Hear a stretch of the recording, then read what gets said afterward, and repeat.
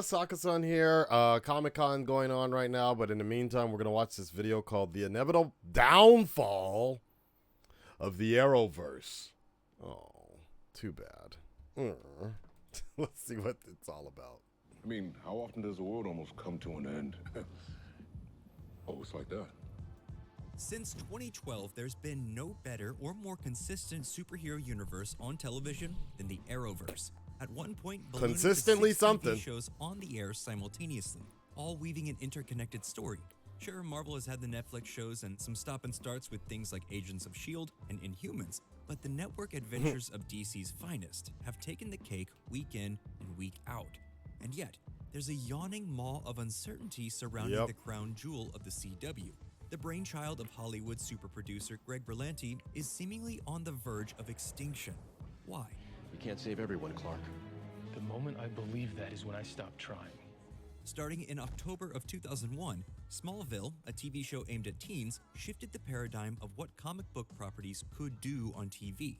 Following the early days of Clark Kent's life in his titular hometown, Smallville was sexy, successful, and made a lot of money for its network, the WB. True. In fact, when the network rebranded as the CW in May of 2009, the series was renewed for 3 additional seasons to help bolster the bottom line.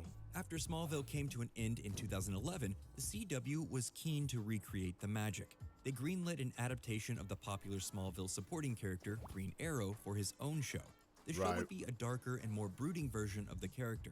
In fact, you could almost say he wasn't the Green Arrow. He was Batman. Basically. Billionaire vigilantes. We do love our toys. In the comics, Green Arrow is known for being a street-level character with a wry sense of humor, iconic green tights, and hopeful view for the future. In Arrow, Oliver Queen was dark, tortured, and brooding. Yes, the pilot adapted from the acclaimed Andy Diggle and Jock Year One story, but the show quickly developed its own personality. Instead of attempting to slavishly recreate Smallville's success, Arrow opted for a mix of primetime soap and pulp street level vigilante good narratives. and bad, Much for of the good and production bad crew reason. carried over from Smallville to Arrow, but the key factor in its early success was the brain trust who created the show. The very same brain trust behind Green Lantern. Yes, Green Lantern. Yep. Green never makes a mistake. This time it did. You see, prior to the studio realizing it might not be the vehicle they all wanted it to be, Green Lantern was intended to launch the DC Cinematic Universe. That is However, crazy. We all know what happened there. It bombed. The plans for a DC universe on the big screen were delayed, and the creatives involved went to TV. Andrew Kreisberg, Greg Berlanti, and Matt Guggenheim all credited as the creators of Arrow. As soon as Arrow had proven that it had legs and wasn't going anywhere, the Brain Trust's immediate goal was to set up more shows. They wanted to recreate the magic of the DC universe, the promise of an interconnected tapestry of superhero narratives on TV. Starting this almost makes me sad. They accomplished their goal. Berlanti and Kreisberg worked with DC bigwig Jeff Johns to create a vehicle for the Scarlet Speedster. I'm Barry Allen. No! What does that mean? How can this... This should be impossible now. The Flash, who had previously had a one-season TV show in the 1990s, was primed to appeal to younger audiences that the CW was gunning for. Actor Grant Gustin was cast in the part and appeared in 2 soft backdoor pilot cameos on Arrow prior to getting his own show. Much like the Arrowverse's version of Green Arrow, the Flash underwent some major character surgery as well. Barry Allen, the Silver Age version of the character, was a acting stern, more like crime Wally. scene investigator, hit by lightning in a laboratory and given the true. ability to run faster than any human alive. In the comics, his nephew Wally West, a wisecracking speedster with a heart of gold, took up the mantle when Barry died. For the show, they combined these 2 versions of the Flash into the Arrowverse version of Barry. Premiering in North America on October 7, 2014, the pilot was the second most watched premiere in the history of the CW, right after Vampire Diaries. Needless to say, the Arrowverse was off to the races.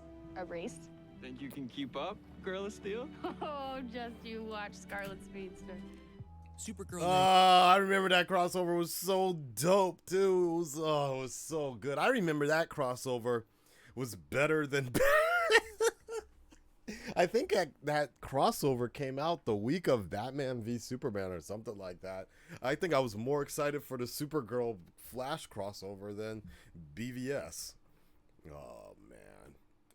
And then I remember the Crisis on Earth X was loads more fun than the Justice League thing. But yeah, anyways, let's continue. You know, I personally think the quality of writing all went downhill when Andy got in trouble. And Andy Kreisberg got in trouble and he ended up bouncing. But let's go. Keep going. Ended at CBS, but the network decided to cancel the show. Thankfully, it got picked up at the CW. And now, with 3 live-action shows on the network, a reasonable person would assume they'd slow down on superhero programming due to market oversaturation. Well, that person would be wrong. While these shows kept churning out Tights and Fights adventures, the CW greenlit 3 new shows: The Legends of Tomorrow, Batwoman, and Black Lightning. During this era of the CW-verse, the brain trust of writers and producers began attempting to perfect a recreation This of was the comic crazy. book The fact crossover, that they got large away with universe this spanning is stories that great. take advantage of the large ensemble and colorful characters. You got shanghaied into another crossover, didn't you? Initially, these shows would stage these crossovers as single one-off episodes. Right. Like the Arrow Season 3 episode, The Brave and the Bold, or the Arrow Season 4 episode, Haunted, which featured John Constantine. However, these one-off crossovers eventually developed into event series that the audience would have to view in sequential order. And as insane as this sounds, this didn't just happen once. It happened 7 times. Flash vs. Did it Arrow, happen Heroes Okay. Join Forces, Right. Invasion, Crisis Yep. on Earth X, Okay. Elseworlds, Crisis on Infinite Earths, and Armageddon. Oh, Crisis was Armageddon. 5 I forgot parts long, Armageddon. Okay. across 5 TV shows. Yep. Sometimes you just have to slow down. As these shows continued to merge and evolve, the CW would greenlight Superman and Lois, and Jeez. Naomi. At this point, you can probably see the writing on the wall. Yep. How much is too much? Yep. The shows began to overtake each other. They were Yeah. all stylistically similar, all aiming for the same demographics, and all suffering from the same problem: Very true. artificially manufactured status quos. Yeah. Much like their comic book predecessors, the shows started to alienate their core supporters by not allowing their characters to change or their status quos to grow and evolve. Thank How you. many times can Barry run so fast he turns time backwards? How many times can there be a new Green Arrow or different colored Canary? And then, as it is inevitable with all things, the good times started to come to an end. An end. And a beginning. First, it was Arrow coming to an end, and the spin-off series not being picked up. Then Supergirl dipping in the ratings. and Nobody being wanted that canceled shit. After season 6. Then Yep. they gave the axe to Black Lightning. Over the last few years, there's been a lot of change-ups in the media landscape. One of the largest has been AT&T's sale of Warner Brothers to Discovery. Because of this corporate restructuring, in May of 2022, the Discovery higher-ups decided to completely overhaul the CW. They Ultimately, sold a it shocking for twist of events, $0. CW canceled 7 of its primetime Woo! programs, with an eye on a near-complete overhaul of the network's identity. You look like the attractive yet non-threatening, racially diverse cast of a CW show. Currently, there That are was the 2 best. CW-verse shows on the air that take place in the Berlanti shared universe. The Flash, which is about to enter its final season, and Superman and Lois, which seems to be performing very well and is striking a chord with Superman fans. These Yeah. shows are the final vestiges of the greatest shared TV universe ever put to film. It's a sad reality that when bottom lines tighten, it's often the fans and the creative community who come away hurting.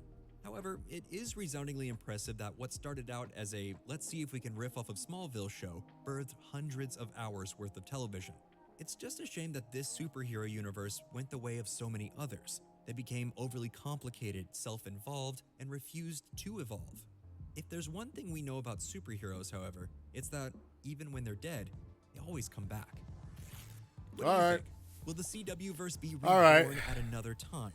Let us know down in the comments, and as always, I mean- please like, comment, and subscribe in order to stay up to date That was with a good video, everything though. Nerdstalgic. That was a good video, but it's you know, I think really what it comes down to is like, you know, like they very clear was it's just a matter of timing, and I think a lot of stuff got glossed over, but because something to keep in mind is that Berlanti is barely involved with any projects right now.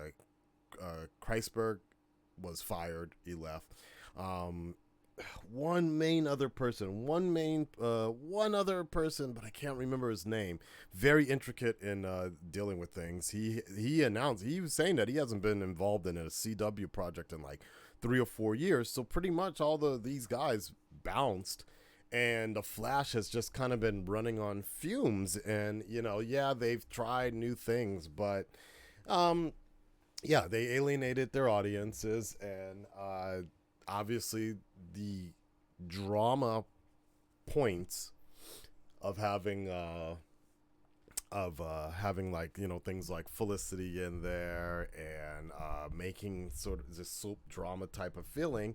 I think it works for some people, but also just something to keep in mind in a time period itself is the fact that, yes, what, the Arrowverse was around, what, for almost 8 years now, even more, right? Um, People change, people grow up. And especially if you're starting that show out when you're already in your 20s or something like that, and you're going into your 30s or late 30s and things like that, it's just recreating, having that same teen angst drama is just not really going to hold up when you're in your older times, you know, raising children of your own. On top of that, if you're starting the Arrowverse when you were in middle school, let's even just say middle school, okay? If you're starting the Arrowverse when you're in middle school or something like that, and then you're jumping into things now, there's things going on HBO Max, Disney Plus that just look so much better and look that much more interesting. Compare one episode of WandaVision to anything that the CW is putting on right now, and you'll just be like, ugh. You know, even the Hawkeye show, you'll be like, you know, compare the Hawkeye show, one episode of the Hawkeye show, to something going on in, I wouldn't say one of the best episodes of Arrow, but an average Arrow episode, and you'll just be like, what is up with all this? Like, why is it so campy like that? So, you know, sometimes it's just just kind of the way that things, that kind of stuff works. And then, yeah, just the expansion, like when it you know, one of the biggest things is having the fact that they have like 7 different something shows, right?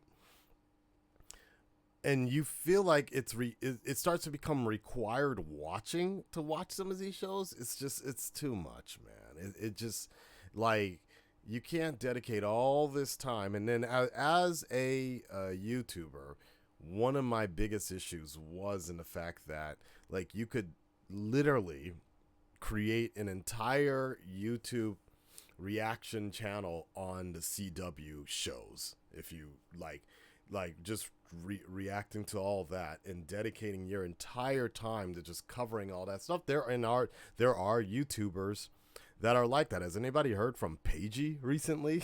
Like, what, wasn't that like some guy, wasn't he just like all Flash, all CW all the time? Like, you know, to bank your entire career on something like that would be too much anyways. Like, there came a time, especially for me, where I'm like, why am I investing so much time into something that actually would get copyright claimed? The majority of that stuff would get copyright claimed anyways. So, and when I have stuff that Marvel or the other side of DC, they're putting out that can make so much more money, and I don't have to worry about the copyright problems, especially with a TV show like that, even with Netflix stuff, right? So there came times where it was just like, is this really worth it? Not really. Superman and Lois season 2, I just finished it recently, but one of the biggest detriments to not watching Superman and Lois on a weekly basis is because of its access, is because, so what happens with the CW shows is a lot of them will only be available like a year later, if you're lucky. Once they go off the air in America, then they'll show up in syndication on Netflix or something like that. We don't have the CW network and things like that, and it's just really, to be honest, it's really not worth the time to find a antimatter website or something like that, a very sketchy website, so you can just so you can watch or download the show. Like, it's not really worth it that much. So it's interesting, because going back and watching Superman and Lois, it was a great season, but because of the fact that it's on the CW and because of that sort of output schedule and all the different breaks, it's just not really worth it. It wasn't worth it. So very interesting. Anyways, Red Red Nation, stand up, speak up. Let me know what you guys think about the inevitable downfall of the Arrowverse. And let me know at San Diego Comic-Con if there's anything, are they even talking about it over there? I would love to know. Peace.